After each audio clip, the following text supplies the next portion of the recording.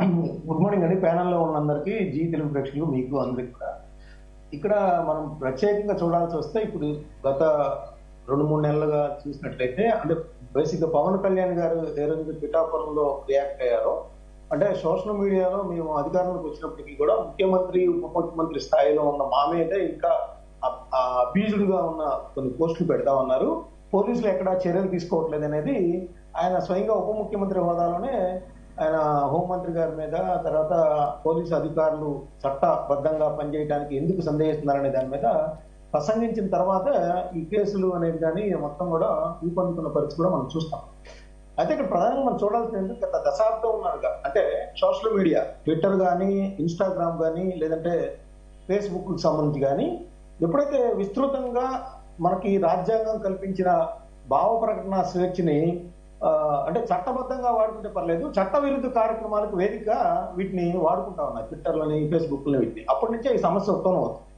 అంటే ఒక ప్రభుత్వ పథకమో ప్రభుత్వ విధానమో నచ్చకపోతే వాళ్ళ గురించి విమర్శలు చేయడం వేరు, అంటే అది సద్విమర్శలు, వాళ్ళకి సలహాపూర్వకంగా ఉండాలి, లేదా సెటైరికల్ గా అభ్యంతరం కాని సెటైర్లు కానీ వేయచ్చు.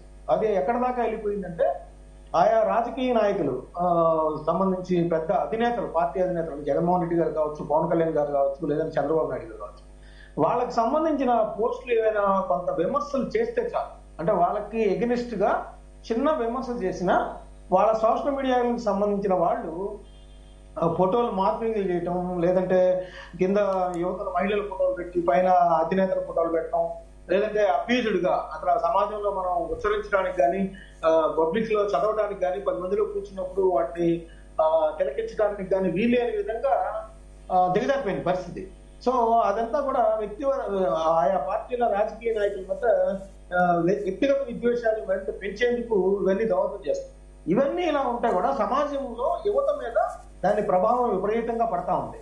అంటే వాళ్ళు తెలియకో, చట్టాల గురించి తెలియకో, ఇప్పుడు చాలా మంది చూస్తా ఉన్నాం, వైసీపీకి సంబంధించిన చాలా మంది మీద ఇప్పుడు కేసులు పడతారు. గతంలో ఐటీడీపీకి సంబంధించిన వాళ్ళ మీద కూడా గతంలో కూడా పెట్టారు, వైసీపీ అధికారంలో ఉన్నప్పుడు. ఇప్పుడు వైసీపీ వాళ్ళ మీద పెడతారు. ఇదంతా ఎట్లా జరుగుతుందంటే ప్రతీకార ధోరణిలో జరుగుతుంది. ఒక నిమిషం. అంటే ప్రతీకారం, రాజకీయ పార్టీలు ప్రతీకారం ధోరణిలో గత ప్రభుత్వంలో చూసినట్లయితే మనకి, అంటే వైసీపీ పరిపాలించిన ప్రభుత్వంలో చూసినట్లయితే అంకబాబు, జర్నలిస్ట్ అంకబాబు గారిని కానీ, లేదా రంగనాయకం గారిని కానీ, ఇట్లాంటి వాళ్ళని కొంతమందిని విశాఖపట్నంలో ఆయన నలంద కిషోర్ గారు చనిపోయాడు, వాళ్ళ మీద చెప్తా ఇలాంటి వాళ్ళ మీద కేసులు పెట్టిన పరిస్థితి ఉంది.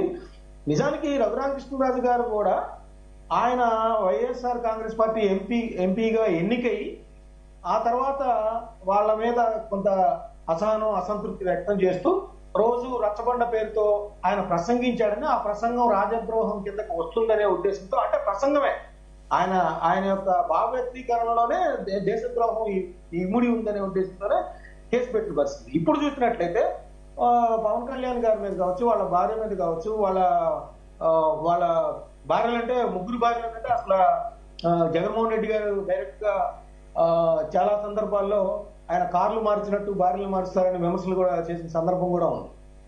అదేవిధంగా పవన్ కళ్యాణ్ గారు కూడా వైసీపీ వాళ్ళని కొడకల్లారా, ఎవరన్నా ఉంటే రండి బోండాలారా అని చెప్పేసి ఆయన ఆగ్రహావేశంతో మాట్లాడిన పరిస్థితి కూడా ఉంది. అట్లాగే చంద్రబాబు నాయుడు గారికి సంబంధించి జగన్మోహన్ రెడ్డి గారిని సైకో అంటాం, అదే చంద్రబాబు నాయుడు గారిని ఒక ముసలి వ్యక్తి అని చెప్పేసి విమర్శ చేయటం, అలా రాజకీయ పార్టీలన్నీ కూడా ఒక మంచి సమాజానికి హితం కోరే వాతావరణం కాకుండా ఒక విద్వేషపూరితమైన వాతావరణాన్ని ఇక్కడ వచ్చిన పరిస్థితి. ఈ రోజు చూసినట్లయితే ఇక్కడ పోలీస్ అధికారులు ఆయా ప్రభుత్వాలు ఉన్నప్పుడు వాళ్ళు చట్టబద్ధంగా పనిచేయకుండా చట్ట విరుద్ధంగా, అంటే అప్పుడున్న వాళ్ళు మంచి పోస్టింగ్లు ఇచ్చారనో, లేదా వాళ్ళు ప్రోత్సహించారనో, ఆ అధినేతలు ప్రోత్సహించారనో. ఇప్పుడు విజయపాల్ గారే చూశారు, విజయపాల్ గారు రఘురామకృష్ణరాజు గారికి సంబంధించి 3rd డిగ్రీ ఉపయోగించారని ఆయన కంప్లైంట్ చేయడం, ఆయన ఫస్ట్ కోర్టుకు వెళ్ళడం, హైకోర్టు దాన్ని తోసిపుచ్చడం, ఇప్పుడు సుప్రీంకోర్టు కూడా తోసిపుచ్చిన నేపథ్యంలో రాత్రి ఒంగోలులో అరెస్ట్ చేసిన పరిస్థితి ఉంది. అదేవిధంగా జత్వానీ కేసుకి సంబంధించి కూడా సీనియర్ ఐపీఎస్ అధికారులు అయినప్పటికీ కూడా అప్పుడున్న ప్రభుత్వాధినేతలు మెప్పు కోసం ఏదైతే కొంత చట్ట విరుద్ధమైన పనులు చేశారనే ఆరోపణలు వచ్చాయో దాని మీద సస్పెండ్ చేసిన పరిస్థితి కూడా ఉంది.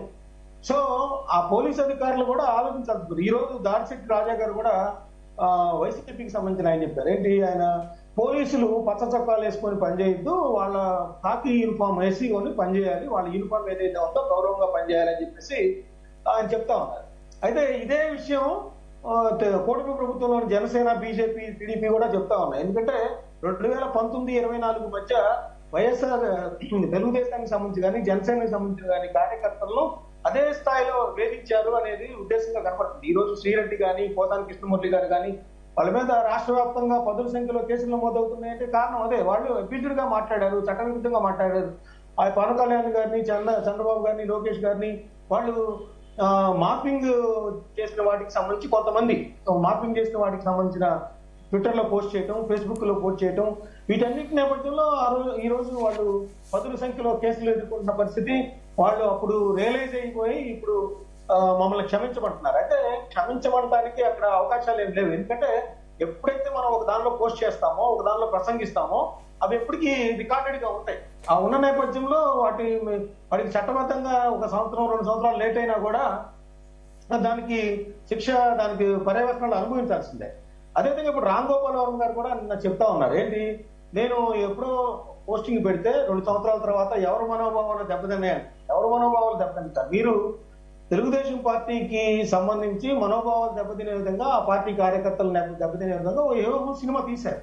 సో వాళ్ళ మనోభావాలు దెబ్బతిన్న నేపథ్యంలో వాళ్ళకి ఎప్పుడైతే అవకాశం దొరుకుతుందో అప్పుడు ఇప్పుడు కంప్లైంట్ ఇచ్చారు. వాడు ప్రకాశం జిల్లా మధ్యపాడులో వాళ్ళ మనోభావాలు దెబ్బతిన్నాయి, వాళ్ళ అధినాయకుల్ని లోకేష్ గారిని లేదంటే చంద్రబాబు గారిని అందరినీ ఈ రోజు కేసు పెట్టిన పరిస్థితి. ఆయన కూడా ఏంటంటే ఆయన చలనచిత్ర మాధ్యమం ద్వారా ఒక రాజకీయ పార్టీని విమర్శించేటట్టు, వాళ్ళ వ్యక్తిత్వాన్ని కించపరిచేటట్టు ఎప్పుడైతే ఒక సినిమా తీస్తారో దాని పర్యవేక్షణలే ఇవి. మరి ఆ కార్యకర్తల నుంచి నిరసన వస్తుంది, ఆ కార్యకర్తల నుంచి కేసులు ఎదుర్కోవాల్సిన పరిస్థితి వస్తుంది. సో మీకు హైకోర్టులో క్రాష్ చేయమని వేశారు, హైకోర్టు తోసిపుచ్చింది. ఇప్పుడు పోలీసులు అటెండ్ చేయమన్నారు, వారం టైం అడిగారు, వారం టైం కూడా అయిపోయింది, మళ్ళీ రమ్మంటున్నారు. మీరు కూడా ఎట్లయితే న్యాయశాఖ మీకు జ్యుడిషియరీ కొన్ని అవకాశాలు కల్పించిందో అవి వాడుకుంటున్నప్పుడు అదే తెలుగుదేశం పార్టీ కార్యకర్తలు కూడా వాళ్ళకున్న అవకాశాలను కూడా వాళ్ళు వాడుకుంటారు. వాళ్ళు కేసులు పెడతారు, వాళ్ళు కూడా ఎదుర్కోవాల్సిన అవసరం కూడా ఉంటుంది ఇక్కడ. సో ఇక్కడ పోలీస్ అధికారులు కానీ, ఇప్పుడు ఎవరైతే సోషల్ మీడియాలో అభ్యంతరకరంగా పోస్టులు పెడుతున్నారు కానీ వాళ్ళందరూ కూడా ఇప్పుడు మనకు షర్మిల గారు కూడా కంప్లైంట్ చేశారు, నా వ్యక్తిత్వాన్ని కించపరిచి ఎవరిని వదలొద్దని. అధికారులందరూ కూడా చట్టబద్ధంగా వ్యవహరించినప్పుడు ఇట్లాంటి పరిస్థితులు ఉత్పన్నం కావనేది